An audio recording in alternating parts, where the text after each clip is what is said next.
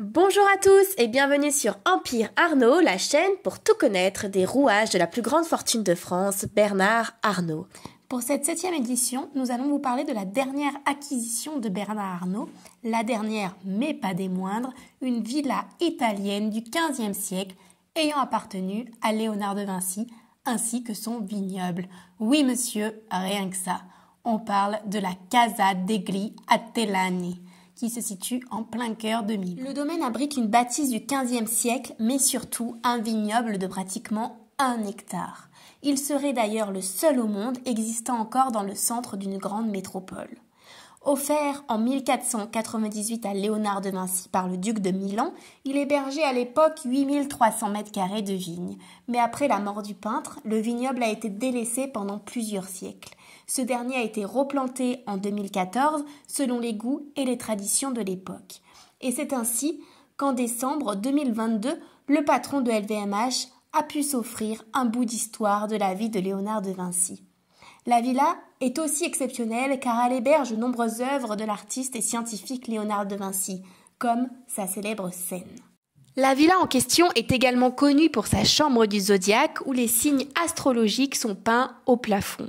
Cette salle tire notamment sa particularité dans la capacité de l'architecte de l'époque, Portaluppi, à mélanger ce qui est authentique, c'est-à-dire ce qui est vraiment ancien, et ce qui ne l'est pas. La villa est également célèbre pour sa salle de portrait où les visages des personnages importants de l'époque ont été immortalisés. Mais alors, pourquoi un tel investissement de la part de la plus grande fortune mondiale? Je vous explique. Si le prix d'achat d'un tel joyau architectural a été gardé secret, les suppositions vont bon train quant à l'usage concret de cette nouvelle acquisition, qui a déjà d'ailleurs accueilli plusieurs défilés de mode. Elle a pu notamment accueillir les défilés de mode de Dior et de Dolce Gabbana. Et ce ne seront certainement pas les derniers, puisque cette dernière est destinée à servir d'écrin aux futurs événements de l'éternel concurrent du groupe Kering. Avec ce vignoble italien, l'homme fortuné assoit également encore un peu plus sa puissance dans ce secteur d'activité. En effet, Bernard Arnault a pris possession de 4 grands domaines du luxe, vous le savez, dont les vins et les spiritueux. Et vous n'êtes pas sans savoir que LVMH est déjà propriétaire de plusieurs gros groupes, de plusieurs grandes marques de vins et de spiritueux, dont Moët Hennessy, Dom Pérignon et Veuve Clicquot-Ponsardin. Bernard Arnault possède également des vignobles en France, comme le Clos des Lambrets en Bourgogne, mais également en Californie, en Argentine, en Australie, en Nouvelle-Zélande et en Espagne.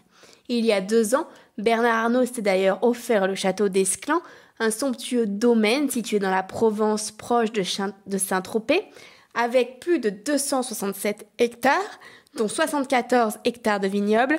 Il produit plus des millions de bouteilles par an, distribuées dans une centaine de pays, avec en tête les États-Unis. Encore une fois, si cette vidéo vous a plu, n'hésitez pas à liker, à vous abonner et à cliquer sur la petite cloche pour avoir les notifications.